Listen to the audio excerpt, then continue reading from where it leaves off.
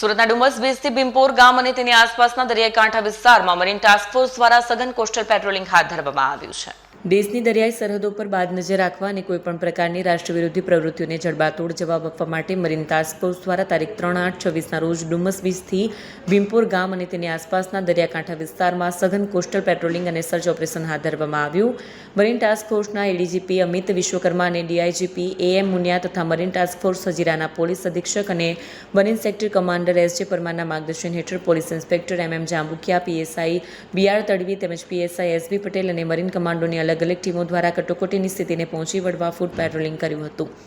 દરિયાઈ માર્ગે થતી ગુનાખોરી અને ઘૂસણખોરી રોકવા માટે કિનારે લાંગરેલી તેમજ શંકાસ્પદ જણાતી બોટોનું બારીકાઈથી ઓન સ્પોટ ચેકિંગ કરવામાં આવ્યું। આ વિસ્તારમાં ફરતા શંકાસ્પદ ઇસમોને અટકાવીને તેમની પૂછપરછ પણ કરવામાં આવી હતી।